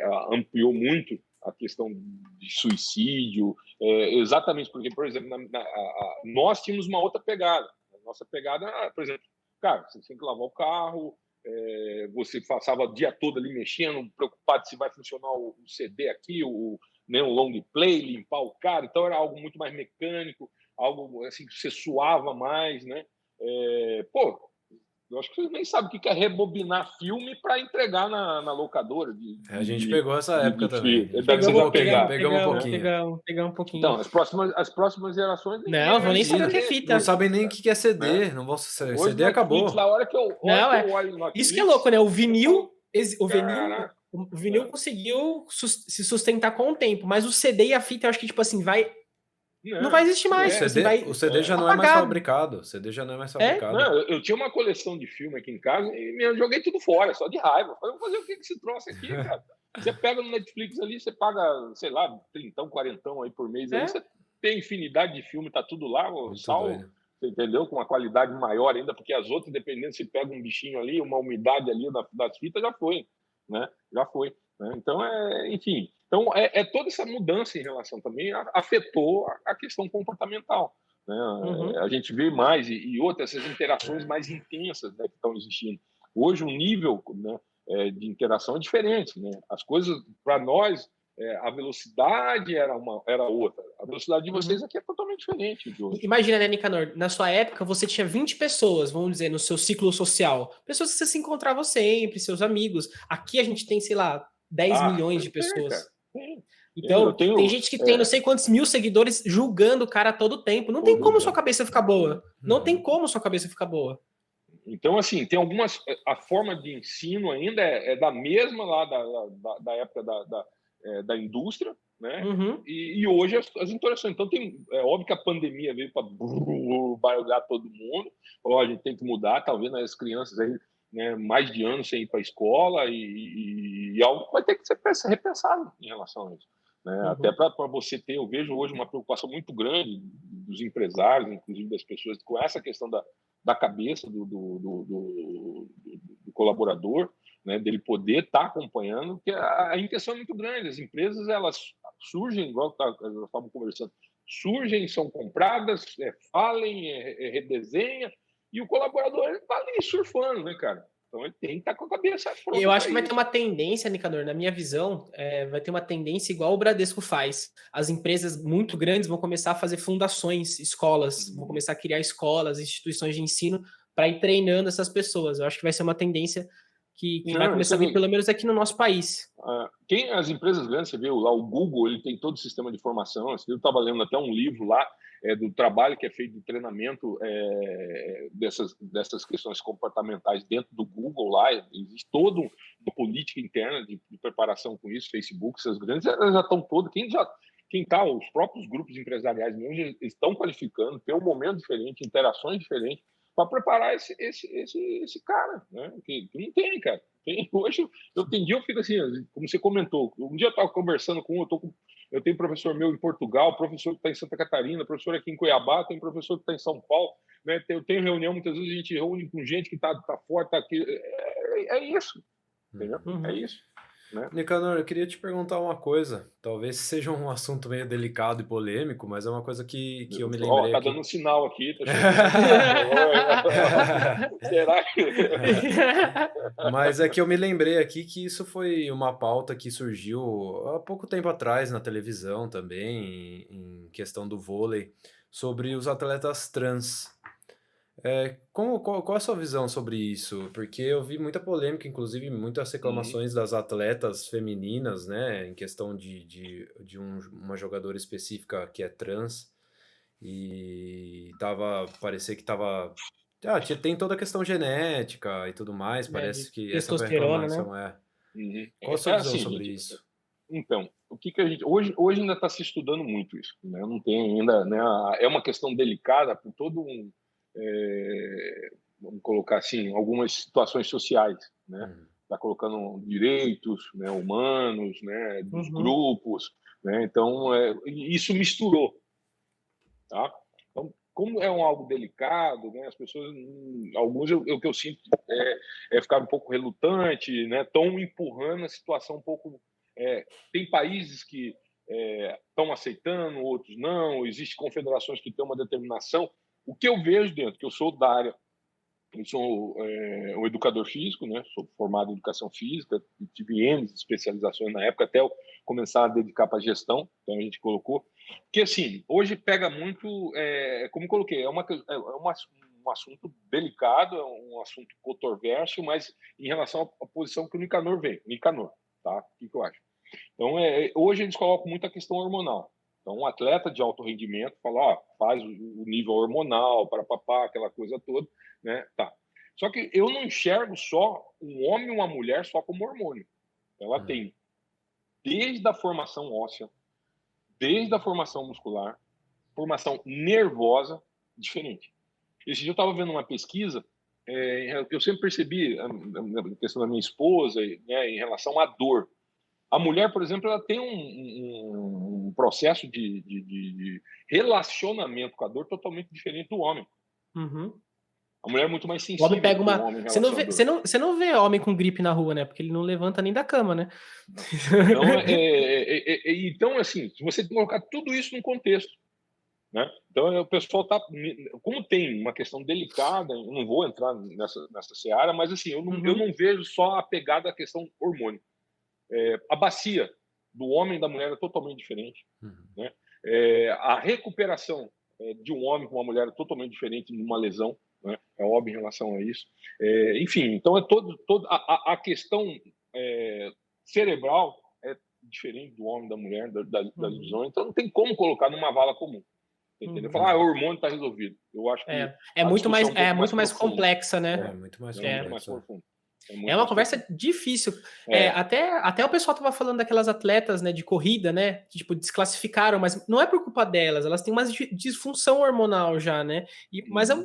Mas você vê que é muito disparado de diferença corporal, composição e tal. É complicado. Aí você entrar nisso aí, você vai entrar nos dopings, né? Você vai. Nossa, aí é um universo do caramba. É uma coisa muito nova também, né? Isso é a deep web do esporte. Né? Do esporte, Não, você vai lá na Rússia, pode tudo, né? Lá na Rússia é liberado. Eles não puderam competir, né? Em alguma Olimpíada. Tem alguns problemas lá. Os laboratórios russos são muito modernos nesse sentido. Muito modernos. O cara lá vai treinando. É outro bem controverso, né? Enfim, mas tem todo no COI, né? Tem todo um departamento, inclusive um brasileiro, né? Que faz, um dos caras bem visto a nível mundial nessa questão da corrida contra o doping, né?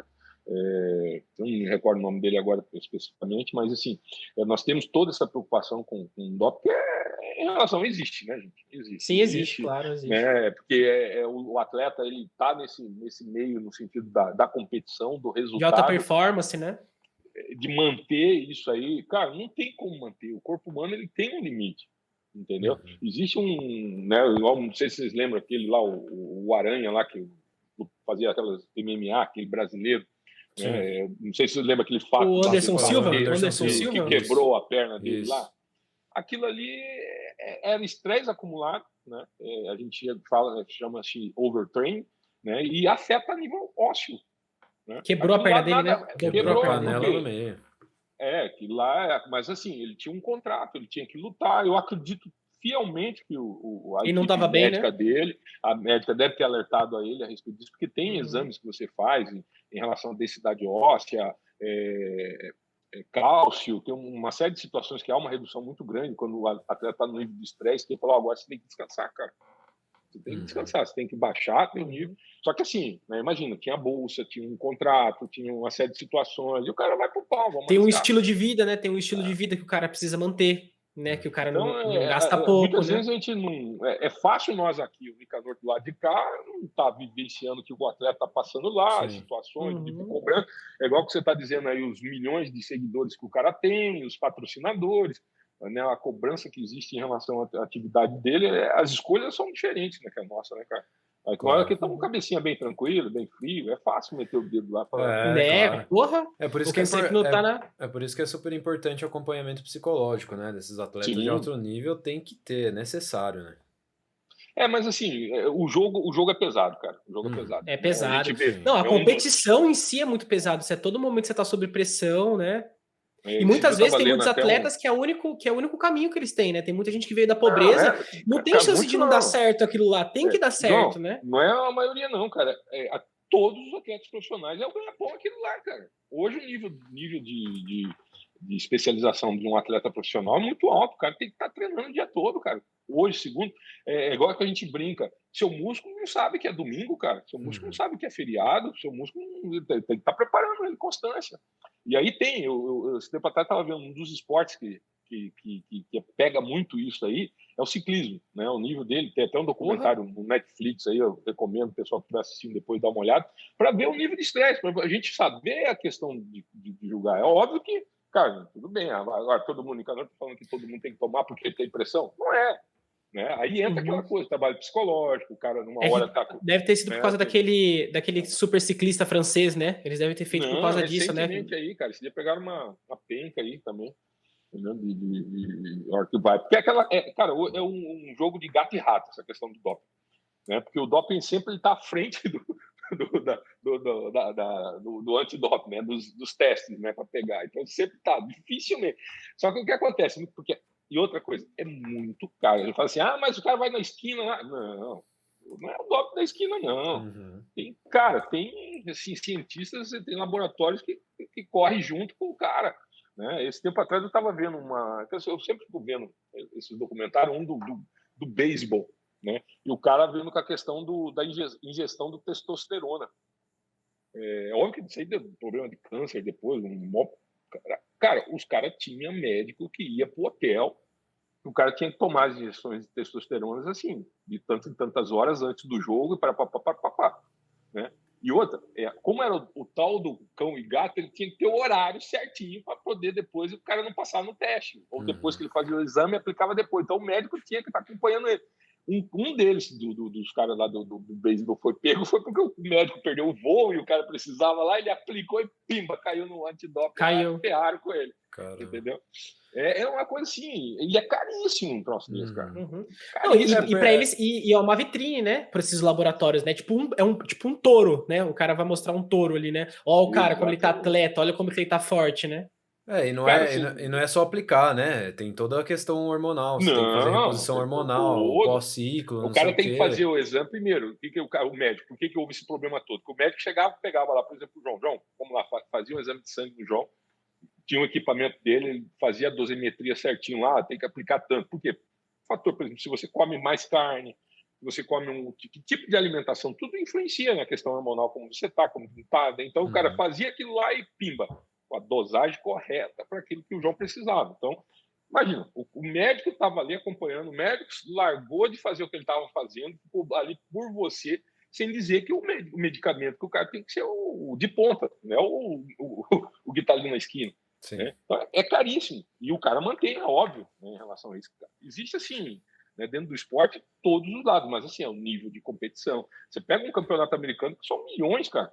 Né? A hora que o cara escolhe um jogador daquele lá, né, tá cheio de documentário para vocês assistirem aí, a pressão que o cara vive em relação a isso. O cara ele pode estar desempregado num ano, como ele pode estar ganhando 120 milhões no ano. Exatamente. É muito tênue, muitas vezes, dependendo do nível do atleta, é muito tênue essa separação. Né? Então é complicado, cara. Complicado. Né? Licanor, estamos chegando na reta final do nosso episódio. Muito bom papo, mas eu queria que você deixasse um recado. O que as pessoas que estão ouvindo aqui a gente podem esperar dos próximos anos aí de novidades do vôlei? Se você quer deixar algum recado para o pessoal que está ouvindo. Primeiro, eu agradecer aí da oportunidade de a gente bater esse papo gostoso aí, bem informal, né? A gente poder passar um pouquinho dessa minha história, né? Que eu vou colocar bem, eu sou um apaixonado em termos do esporte. Minha vida hoje toda está ligada, é óbvio que a gente desdobrou em algumas outras situações, mas minha vida toda foi estar dentro do esporte. Mas assim, o trabalho hoje a nível mundial dentro do voleibol está muito intenso, como eu estava comentando, né? Nós hoje, o voleibol brasileiro não é totalmente mais o protagonista como é, né? O investimento em relação, nós estamos com um problema muito grande com essa questão da mudança do valor do peso da moeda. Então, o investimento que vem lá fora, em relação a gente muda isso. Mas assim, hoje o voleibol brasileiro continua tendo uma estrutura muito grande, né? Apesar das controvérsias, apesar da política, porque tudo é interesse, né? Eu relaciono com a política, né? A política, ela tem a visão do João, a visão do Vitor, e a visão do Nicanor pode ser totalmente diferente, né? E cada um vai puxar sua sardinha. Exatamente. E a gente tem que interagir, e alguns gostam, outros não gostam, mas enfim. Mas eu vejo com muita seriedade hoje a administração da Confederação Brasileira de Voleibol, né? É óbvio que os interesses são maiores, por quê? Porque tem muita grana, né, envolvida, né? Então, o que eu vejo nos próximos anos é um trabalho de compromisso, né, continuado com o esporte, a nível nacional. O voleibol, eu acho dificilmente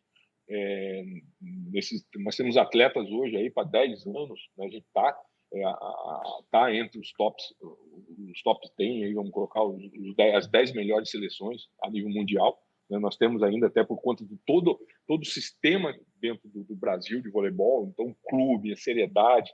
Você vê os clubes nacionais, a seriedade, o nível de profissionalismo deles são altíssimos, eu acredito. Em relação, não é só o futebol, o voleibol também tem, né, em Minas, São Paulo, no Sul, enfim, vários locais do Brasil, né, o nível profissional é muito altíssimo. Então, isso eles produzem muito. É óbvio que é um negócio, né? Ninguém ali é voluntário, desde um diretor, a maior parte deles, todos têm um salário considerável em relação a isso, e despreende também o seu melhor dentro do que faz. Então, é a continuidade. Nós temos a Olimpíada agora, esse ano aí.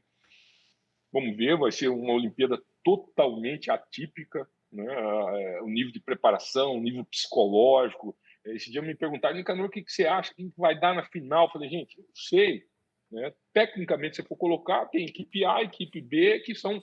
Mas você não sabe, o atleta, o pai do atleta pode estar com Covid, o melhor amigo dele pode estar numa UTI. Que cabeça que o cara vai estar entrando na quadra?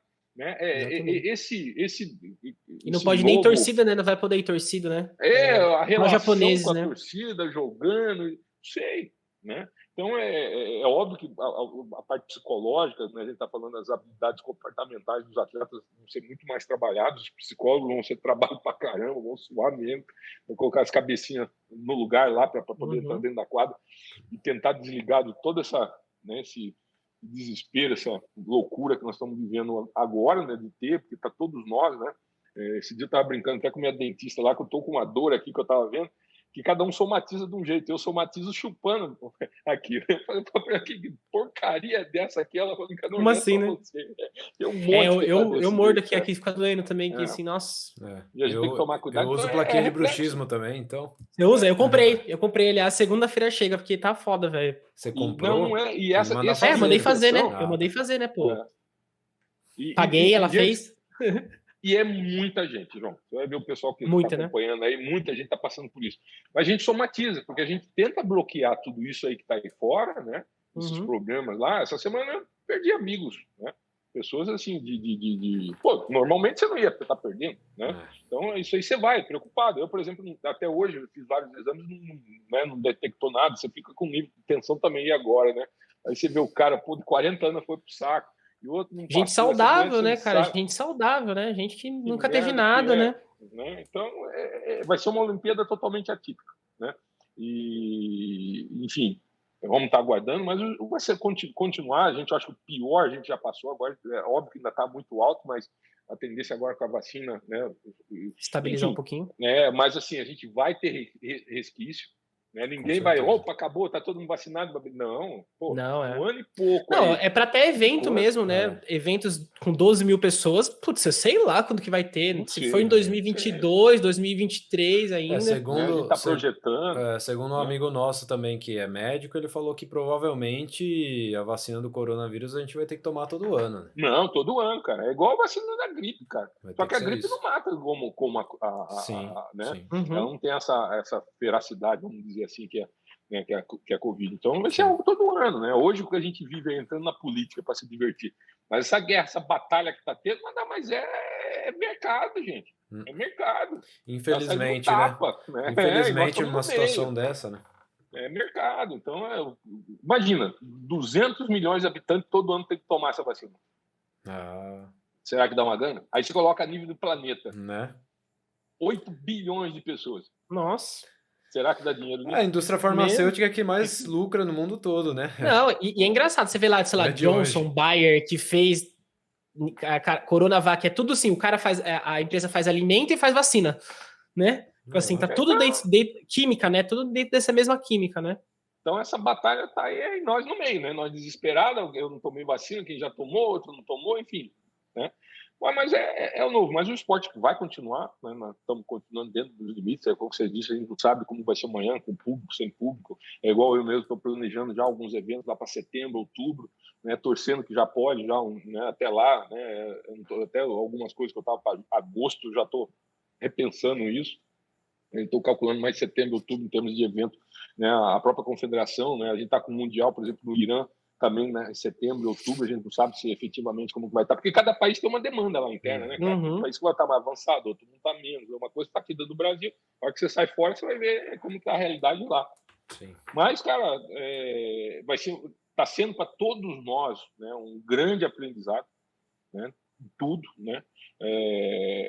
Você vê aí, quando, João, que você ia imaginar que esse mercado de marketing digital ia crescer desse tanto, né? A gente tinha um pensamento para 5 anos, né? Numa crescente de 5 anos, né? Mas foi em 10, tipo assim, coisa de 10 anos foi agora, entendeu?